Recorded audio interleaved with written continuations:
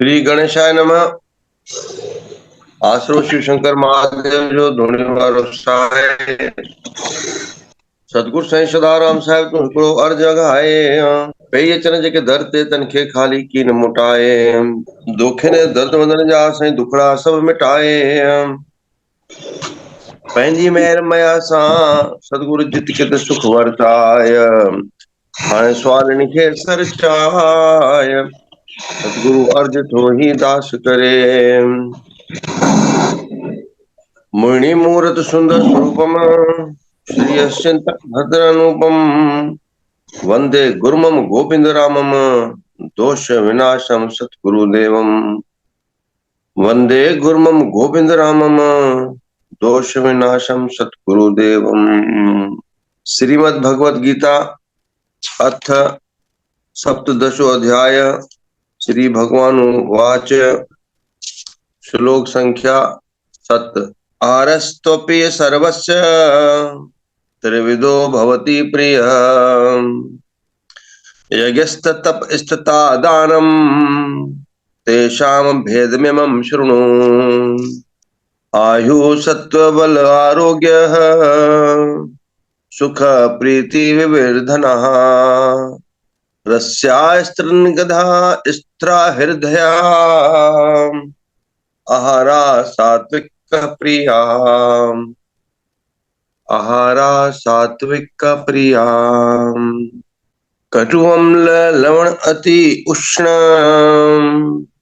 तीक्ष्ण रुक्ष विदाहिनः आहारा राजस श्रेष्ठः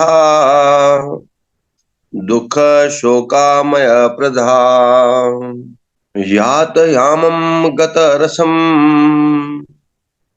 पूर्ति पर्युषितं च यत उचिष्टमपि चामेध्यं भोजनं तामस्य प्रियम् अफला आकांक्षजवि यज्ञ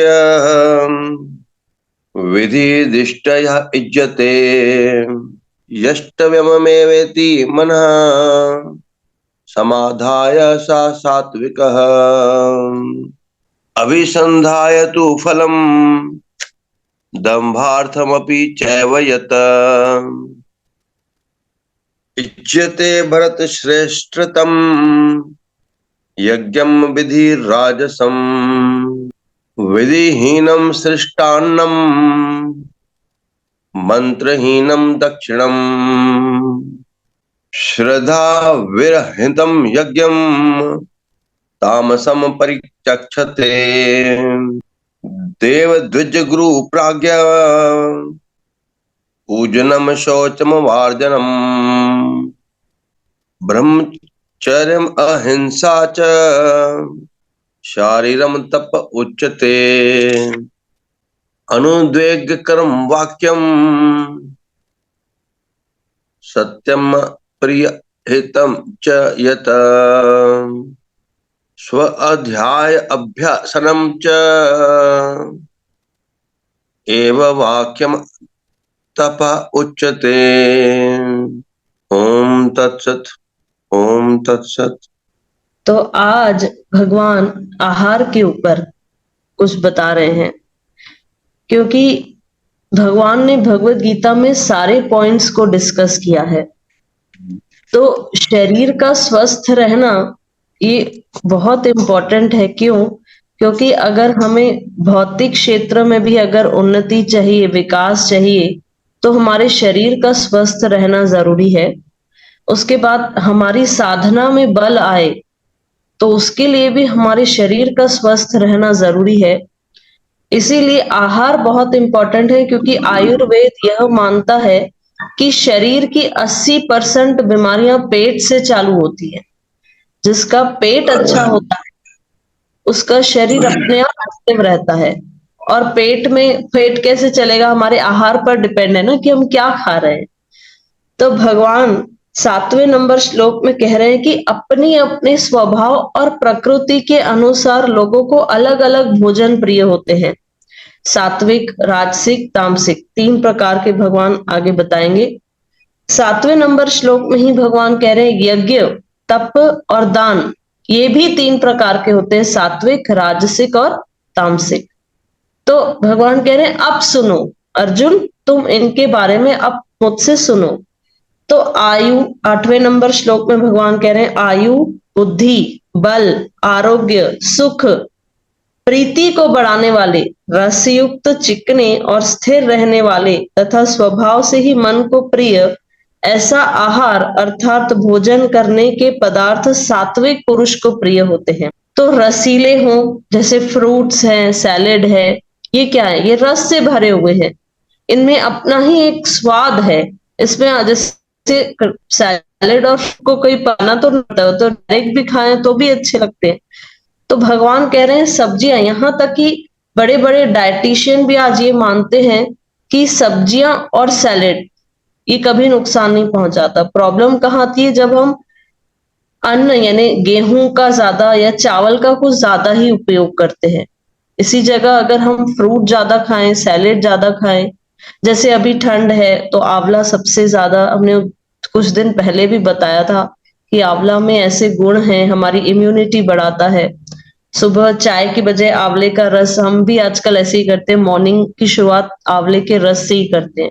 आयुर्वेद कहता है कि अगर आप खाली पेट आंवले का रस सेवन करेंगे तो आपकी इम्यूनिटी बढ़ेगी, आपके पेट की बीमारियां कम होगी। तो आंवले का रस, अब कई लोग कहेंगे कि वो तो बहुत कड़वा और खट्टा होता है, तो थोड़ा सा गुड़ है, अदरक है, नमक है, जीरा है, पुदीना, ये सब डाल के अगर हम रस बनाते हैं तो टी की बजाय हमें ये लेना चाहिए मॉर्निंग में, फिर बाद में जब भी टी ले सकते हैं। और खाने से पहले हमें सैलेड लेना चाहिए। साइंस भी मानता है कि सैलेड पहले खा लो तो वो जल्दी पचता है। और कुछ दिन पहले हमने एक सेशन अटेंड किया था जो प्रॉपर इसी पर था कि फूड एज मेडिसिन, मतलब आपका आहार आपकी औषधि कैसे बन सकता है। तो उसमें जो डायटिशियन थी वो बता रही थी कि जिसमें कैलोरी कम हो और पौष्टिकता ज्यादा, न्यूट्रिशन ज्यादा हो, वो सबसे बेस्ट आहार होता है। और हमारी बॉडी का एक सिस्टम है कि अगर न्यूट्रिशन ज्यादा है, कैलोरी कम है, तो हमारी भूख जल्दी मिट जाती है। जैसे इसीलिए साइंस भी अभी कह रहा है कि अगर आप पहले सैलेड खाते हो तो आप खाना खुद ब खुद कम खाओगे। लेकिन आदत क्या होती है? सैलेड साथ में खाते हैं हम, पहले नहीं खाते हैं। तो पहले खा के अगर हम सैलेड पहले ले लेते हैं, और सैलेड में भी आजकल बहुत वैरायटी है ना। जैसे गोभी, लोग वैसे सब्जी में गोभी खाते हैं, लेकिन आजकल हरी गोभी आती है, ब्रोकली बोलते हैं, जो बहुत ही अच्छी मानी गई है सैलेड के रूप में। हम सबने शिमला मिर्च केवल हरी वाली देखी है, लेकिन अभी लाल और पीली भी आती है। तो लोग को लगता है लाल पीली हरी सब में एक ही गुण होंगे, नहीं, भगवान ने इतनी वैरायटी बनाई है इस प्रकृति में। भगवान ने रंग से भी उसका अंदर की पौष्टिक तत्व बदल दिए। कहते हैं जो हरी और पीली शिमला मिर्च सैलेड में खाता है उसको कैलोरी लॉस होता है। यहाँ तक कि हमारा कोलेस्ट्रॉल बहुत ज्यादा रहता था। अब जब से हम सैलेड पहले खाते हैं, जिसमें शिमला मिर्च वगैरह हम पीली और लाल डालते हैं, ब्रोकली डालते हैं, तो उससे हमारा कोलेस्ट्रॉल लेवल भी कंट्रोल हुआ है। तो फर्क पड़ता है, आहार बहुत इंपॉर्टेंट है। तो भगवान वही कह रहे हैं कि सात्विक अगर स्वभाव वाले हैं तो उसे आहार भी वैसा ही पसंद आएगा। आगे फिर भगवान कह रहे हैं कि राजसिक जिसका स्वभाव हो तो कड़वे, खट्टे, बहुत ज्यादा नमकीन, बहुत गरम, तीखे, रूखे मतलब ड्राई, दाहकारक और दुख, चिंता तथा रोगों को उत्पन्न करने वाले आहार अर्थात भोजन करने के पदार्थ राजस पुरुष को प्रिय होते हैं, है ना। जैसे तले हुए समोसा, कचौड़ी, ये सब। उसके बाद आगे भगवान कह रहे हैं 10वें नंबर श्लोक में, जो भोजन अधपका, रस रहित, दुर्गंध युक्त, बासी और उच्छिष्ट है तथा जो अपवित्र भी है, वह भोजन तामस पुरुष को प्रिय होता है। अब नॉनवेज तो इसमें आया ही आया। उसके महान बाद अपवित्र लिखा है, नॉनवेज के लिए महान अपवित्र लिखा है, जोर दे के बोलिए उसको। तो नॉनवेज तो है ही है ना। भगवान कह रहे हैं ना बासी, क्योंकि नॉनवेज कई लोग बना के रख देते हैं, अब टेंशन खत्म, दूसरे दिन कुकिंग नहीं करनी पड़ेगी, छुट्टी। तो बासी आहार। उसके बाद पैक्ड फूड भी कोई अच्छे नहीं है, जो आजकल के बच्चे बहुत अट्रैक्ट हो गए हैं बासी में तो वो भी आ गया ना, पैक्ड है, कितने महीनों से वो पैक्ड है, उसमें प्रिजर्वेटिव डाले गए हैं, तो वो तो अपना धंधा बना रहे हैं। जैसे आजकल मैगी, चिप्स, ये तो कितना बहुत इजीली, वो यहाँ तक कि पिज्जा, ब्रेड, ये सब कितना आजकल यंगस्टर्स को पसंद आता है। यंगस्टर्स क्या, उनके मम्मी पापा भी शौक से खाते हैं। तो ये आहार पूरा तामसी आहार है।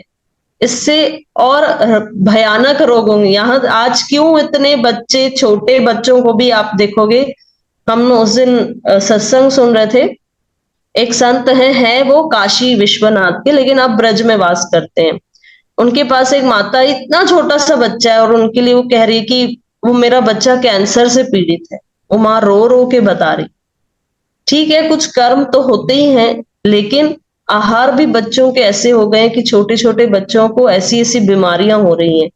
तो तामसी आहार से हम बचें। स्वयं भगवान ने, देखो, कोई फील्ड नहीं छोड़ा, सबको भगवान ने कवर किया, कि पूरा पैकेज दे रहे हैं भगवान, कैसे जीवन को जिया जाए। ऐसा नहीं है कि भक्ति भक्ति तो है ही इसमें, नो डाउट, लेकिन आपका जीवन सुखमय कैसा हो, आनंदमय कैसा हो, स्वास्थ्य में कैसा अच्छा आपका शरीर रहे, ये सब भी भगवान ने सब इसमें इंक्लूड किया, कि मुझसे सीखो। भगवान से बड़ा कोई गुरु हो सकता है क्या? 11वां नंबर श्लोक में भगवान कह रहे हैं, जो शास्त्र विधि से नियत, पहले तो भगवान ने भोजन के बारे में बता दिया, अब भगवान यज्ञ के बारे में बताना प्रारंभ कर रहे हैं।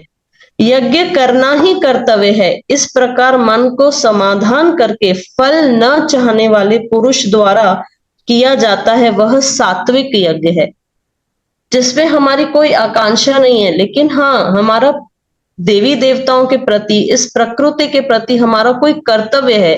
तब हम अगर इस कर्तव्य को समझकर यज्ञ करते हैं, तो भगवान कह रहे हैं वो सात्विक यज्ञ है।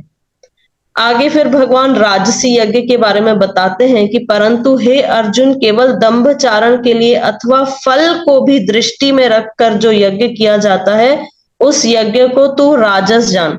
होता है ना, कई अलग अलग प्रॉपर, यानी यही एक मनोकामना है और इसको पूरा करने के लिए ये यज्ञ होता है, ऐसे शास्त्रों में वर्णन है।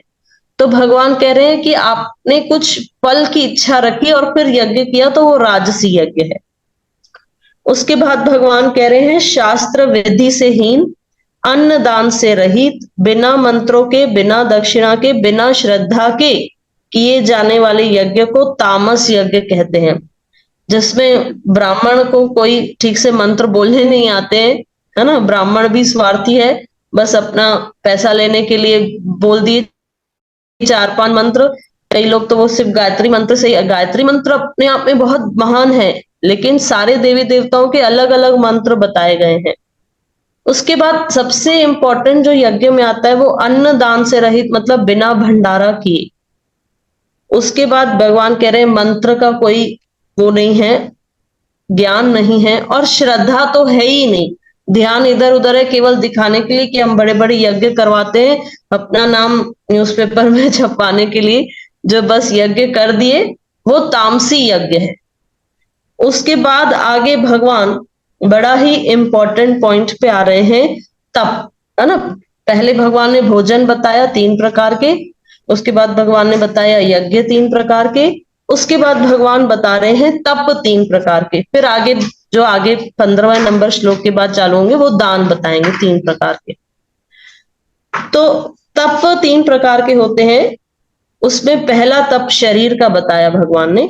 देवता, ब्राह्मण, गुरु और ज्ञानी जनों को पूजन, उनका यानी पूजन करना, पवित्रता, सरलता, ब्रह्मचर्य और अहिंसा, यह शरीर संबंधी तप कहा जाता है। तो ये जो 4 इंपॉर्टेंट पिलर्स हैं समाज के, देवता, ब्राह्मण, गुरु और प्राज्ञ, भगवान ने वर्ड यूज किया प्राज्ञ। प्राज्ञ मतलब बुद्धिमान, जो शास्त्रों का अध्ययन करते हैं, ज्ञानी जन, उसका पूजन। तो जो गुण, वाणी, कर्म इनसे तेजस्वी है, वह देव है ना। वो पुरुष शरीर में हो, स्त्री शरीर में हो, लेकिन वो वाणी से, अपने कर्मों से बड़ा ही तेजस्वी है, दिव्य है, तो वो भी देव पुरुष या देवी मानी जाएगी। उसके बाद ब्राह्मण, जिसे प्रॉपर शास्त्रों का ज्ञान है, उसे ब्राह्मण, वो जन्म से भगवान ने विभाजन नहीं किया। चौथे अध्याय में भगवान क्लियर कर चुके हैं कि जन्म से विभाजन नहीं है, गुण और कर्म से विभाजन होता है। उसके बाद गुरु जो अज्ञान से ज्ञान के प्रकाश की ओर ले जाए, अज्ञान के अंधकार से ज्ञान के प्रकाश की ओर ले जाए, वही गुरु है।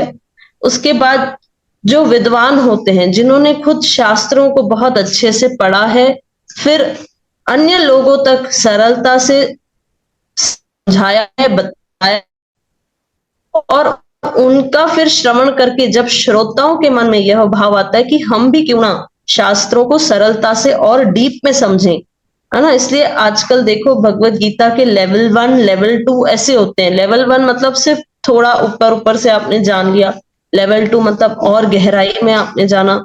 जैसे सदगुरुदेव बता रहे थे कि वो जो भूपेंद्र पंड्या जी हमारे दरबार साहब में आए थे, वो एक ही अध्याय पर 7 डेज कंटिन्यू बोलते हैं, तो कितना डेप्थ होता होगा। तो ये 4 इंपॉर्टेंट पिलर है, क्योंकि इन्हीं से ही सनातन धर्म टिका हुआ है, सनातन धर्म का प्रचार प्रसार हो रहा है। और इसी आप अगर गीता प्रेस गोरखपुर की भगवत गीता उठाएंगे तो उसमें उन्होंने स्पेशली लिखा कि गुरु में कौन कौन आता है, माता पिता आचार्य और वृद्ध। माता पिता तो है ही हमारे गुरु, उसके बाद आचार्य मतलब जो हमारे टीचर्स होते हैं, जो हमें नैतिक शिक्षा मॉरल साइंस देते हैं स्कूल में, और लास्ट बताया वृद्ध मतलब घर के बड़े। तो जितना घर के बच्चे घर के बड़ों से जुड़ते हैं तो वो संस्कारवान होते हैं। जैसे एक बहुत ही कथाकारी है, उन्होंने एक सुंदर दृष्टांत से इसको समझाया, और बहुत ही अच्छी कहानी है कि एक गांव था, उस गांव में आग लग गई, सब लोग भागने लग गए, जोर जोर से भाग, क्योंकि आग लग गई है, सब जगह आग फैलती ही जा रही है। लेकिन उनमें से एक वृद्ध व्यक्ति था जिसके पैर मतलब थे तो सही, लेकिन पूरी तरह से शक्तिहीन हो चुके थे, चलने की अब ताकत नहीं थी उन पैरों में। और एक व्यक्ति था जो बिल्कुल जवान था, लेकिन उसकी वो आंखों से अंधा था। अब ये दोनों तो रह गए, क्योंकि ये कैसे भागेंगे।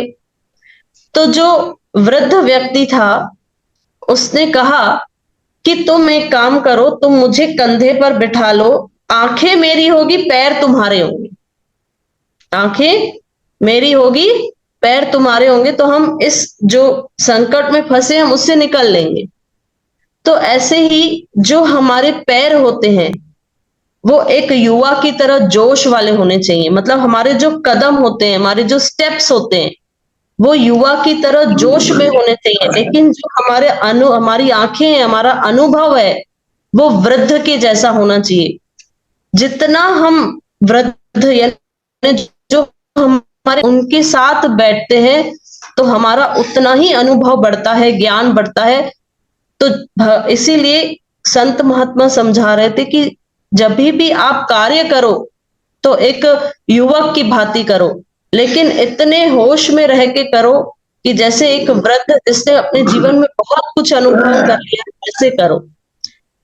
तो बहुत ही इंपॉर्टेंट पिलर्स बताए गए। तो 14वें नंबर श्लोक में भगवान ने इन चारों की व्याख्या करते हुए बताया कि शरीर से पवित्र रहना, सरल व्यवहार करना, कोई दिखावा नहीं, जैसे आप हो वैसे, ब्रह्मचर्य तो आता ही है। उसके बाद अहिंसा, किसी के प्रति भगवान पहले भी बता चुके, मन कर्म वाणी से किसी प्रकार की कोई हिंसा नहीं होनी चाहिए। यह शरीर संबंधी तप है, यानी शरीर का तप है। अब भगवान बताएंगे नेक्स्ट में वाणी का तप। शरीर बता दिया, फिर वाणी, फिर मन, ऐसे 3 प्रकार के तप बता रहे हैं।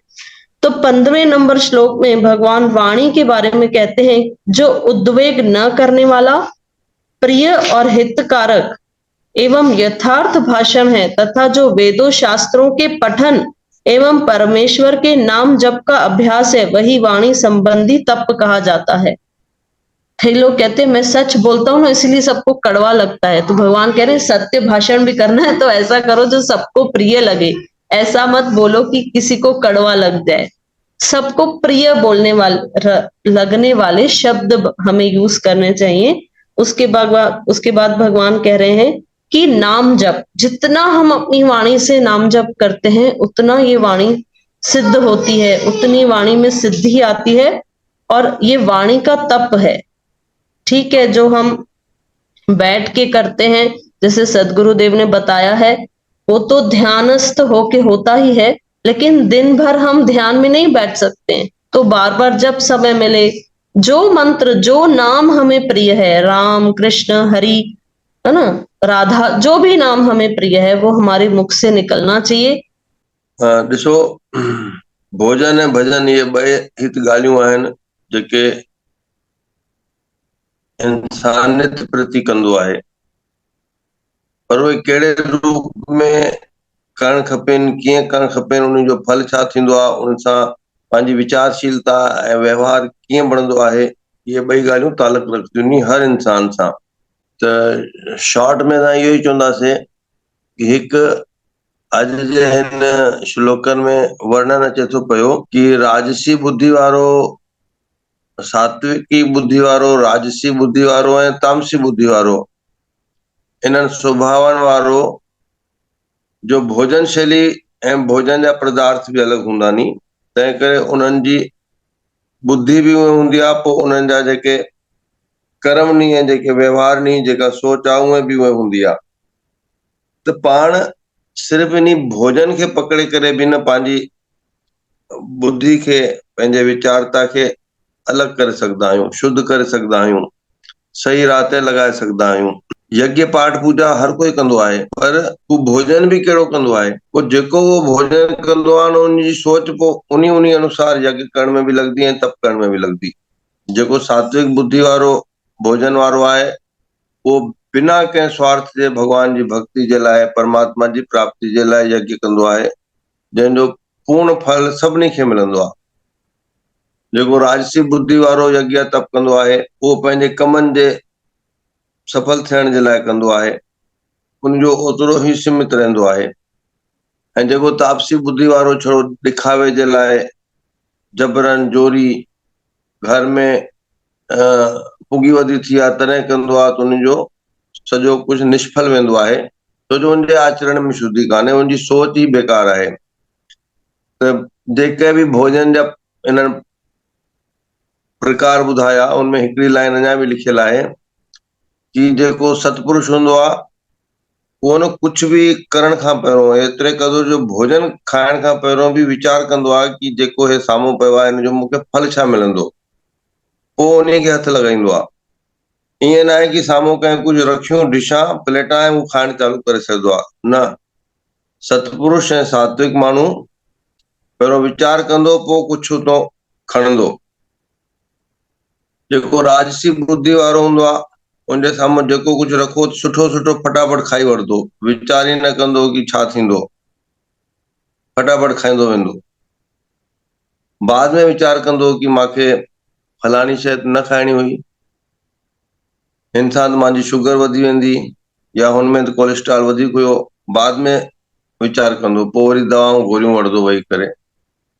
ऐं जेको तामसी बुद्धि वारो आहे, उहो बिना कुझु सोचे सम्झे सभु खाई वेंदो, कुझु मतिलब ई न आहे उनजो वीचार करण जो, छो जो मूड आहे, मूर्ख आहे।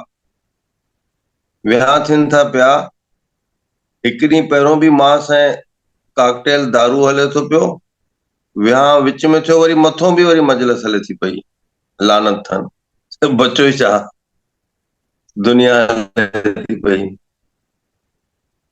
त ॾाढा ई सुठा उदाहरण आहिनि।